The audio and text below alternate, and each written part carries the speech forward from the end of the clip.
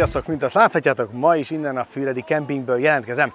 Az a hír járja ugyanis, hogy itt Füreden a kempingben a legfinomabb a főtt kukorica. Na, hogyha szert tudok tenni ilyen főtt kukoricára, azt egy ilyen pizza tésztába fogom tekerni, békönnel és jó sok vajjal és sóval. Bár lehet, hogy a vajat kicserélem olívaolajra, még ezt majd meglátom. Először gyertek, nézzük meg a kukoricát. Na, gyerekek, itt van Ildi, és ő készíti a legfinomabb kukoricát. Legalábbis ezt mondják, hogy most én is letesztelem. Bár akitől hallottam, ő meggyőzött arról, és most már a láfány is meggyőz arról, hogy azt a mindenit. És micsoda illat. Nem érzitek, de hű. Van valami egyébként tipp, trükk, praktika, amivel te készíted? Vagy nem akarod elmondani? Ez teljesen a hagyományos főtt kukorica, mert így a legfinomabb. Igen. Hát jó, hogy így benne van ebben a vízben. Kell hozzá. Ugye? Meg hát kukorica. És nagyon jó minőségű kukorica. Igen, ezen múlik. Köszönöm szépen neked, és akkor elkészítem. Ígérem, nem rontom el. Na kérem szépen, ennek a csoda kukoricának tehát az lesz a sorsa, és nektek is ezt ajánlom, hogyha el akarjátok készíteni ezt a receptet, akkor a kukoricát szépen vágjátok le magáról, a törzsről, széttöritek, hogy ilyen kisebb darabokra hújjon szét. Így. Következő dolog, ez egy ilyen kis olívaolaj, de egy kis füstös íze van, ez egy ilyen kis barbecue-s. Tehát most a főtt kukoricát egy kicsit füsttel ízesítem. Így. Utána jön hozzá egy kis chili szósz.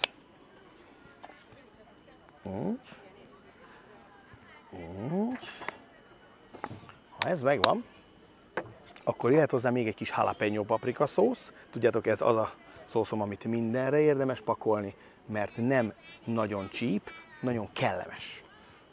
Így. Ha ez is megvan, akkor hagyom ezt egy picit most állni. Pak! És akkor már hozom is, nézzétek meg, mennyire levegős, mennyire lágy. Na, ebbe fogom beburkolni a dolgokat. Leteszem.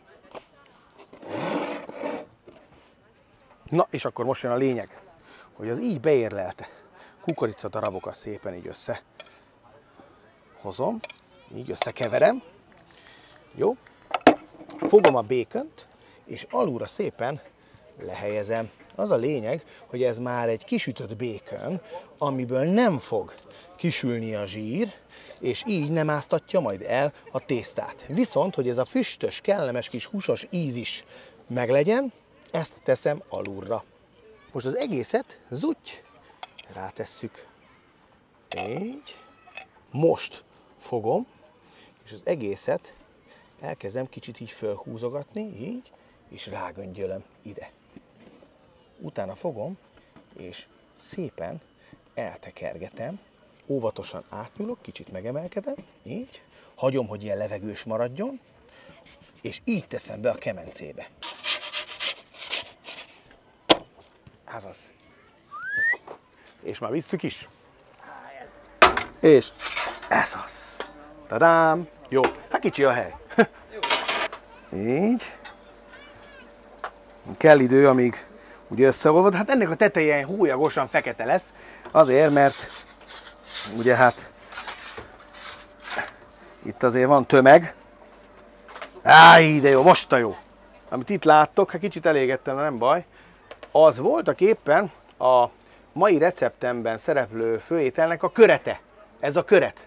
Ugyanis a főétel az a pizzatészta tetején sült, marhalábszárból készített, zöldséges, alföldi marhagulyás lesz. Na ezt adjátok össze. Most hagyok pár másodpercet, amíg leesik. Nagyon fontos természetesen az is, hogy ilyenkor is nyomjuk meg egy kis olajjal.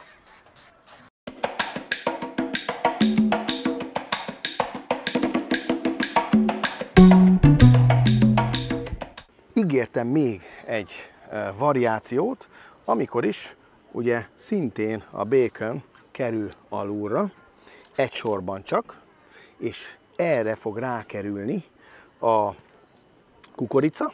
Az egészet fölgöngyölítem, és így kerül be a kemencébe. Egy kis szósszal, egy kis chili szósszal tuningolom meg. Így.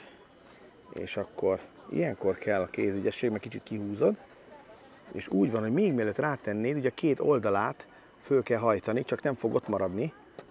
Így. Kicsit meg. Most ráhajtod. Így. És az a lényeg, hogy a békönös része kerüljön fölfelé. Jó? Így. Ez az. És akkor... Többen kérdezik, hogy mi van, nem sikerült a pizza? Hát így is lehet mondani. Szépen megint be. Majd ki. És hadd süljön a kukorica. Amikor már megkapta, akkor már fordíthatod. Tehát minden oldalról kell, hogy süljön. Minden oldaláról körbe kell sütni.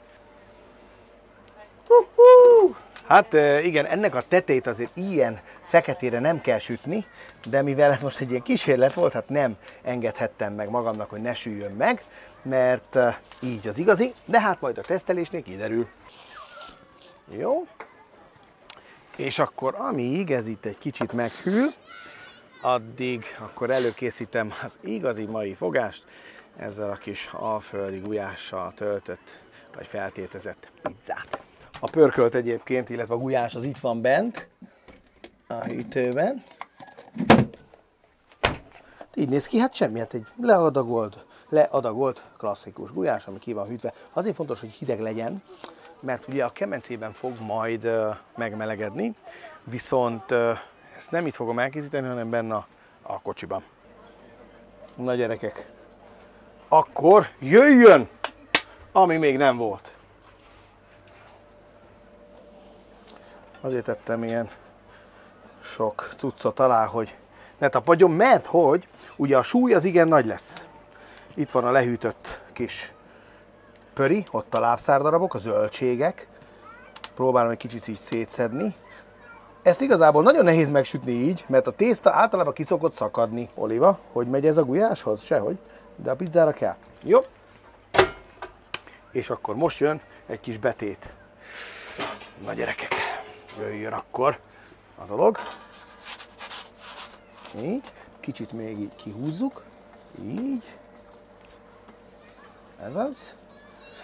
És amit még rá kell raknunk, az egy bisschen, ahogy itt mondja a német, paradicsom szósz. Így. Ez az. Sajt kell rá? Igen. Az is lesz, csak pár csík. Bár igazából most kérdezhetnétek, de hogy megy Lázár a sajt a marha lábszár, alföldi lábszár gulyáshoz? Sehogy, de higgyétek el, a végeredmény eszméletlen jó. Bárki eddig kóstolta, azt mondta, hogy hát ilyet enne csak. Na persze magyar volt. És akkor berakás, és le. Ne kérlek, nem szakadj ki. Jó, eddig jó. Izgalmas. És még ott egy kis pirulás a másik oldalon. Az is jön.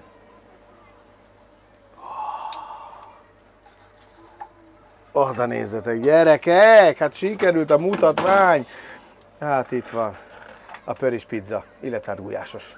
Na, ki a legnagyobb evő? Benne vagy a tesztelésben? Meg kell lenni ezt. Nem tudod, mi van benne. Ki a nagy evő a családban? Apa. Apa! Jó, hát mondjuk egy gyerek kellett volna, mondjuk egy ilyen nagy gyerek se rossz. Jó. Az a feladat, hogy itt van ez a pizza. Az a lényeg, hogy belesütöttem egy egész csöves főtt kukoricát. Jó, és le kéne tesztelned, hogy ezt így el lehet-e fogyasztani. A lényeg, fogd meg nyugodtan a két kis kezeddel oldalt, és ott, ahol nem éget, próbáld beleharapni úgy, hogy a tésztába is beleharapsz, meg a kukoricába is. Szurkolok. Aztán minden. Na milyen? Finom. Nagyon jó. Lehet, hogy ez egy kicsit csíp is. Nem baj. Nem baj?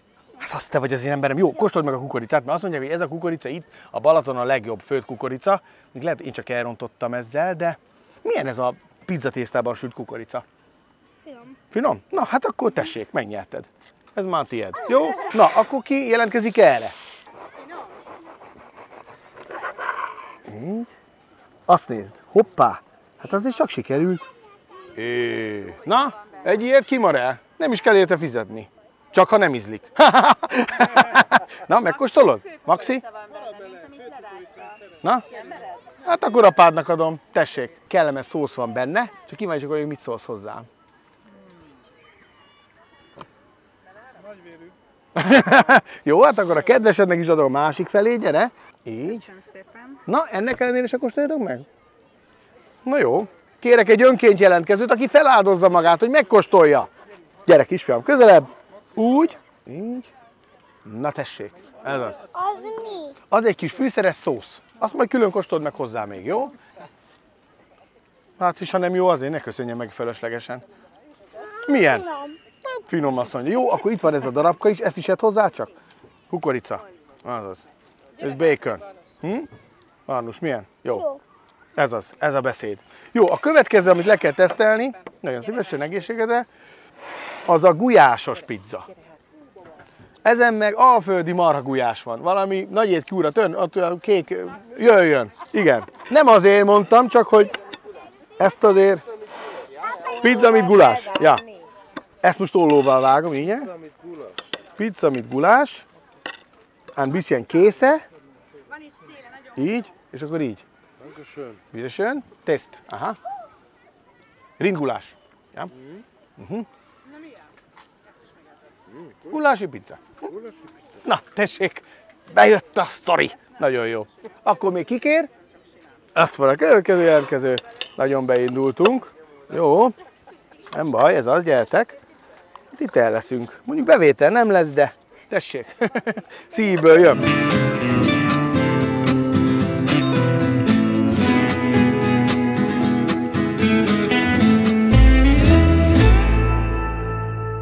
Na ez volt akkor a pizza 3 felvonásban.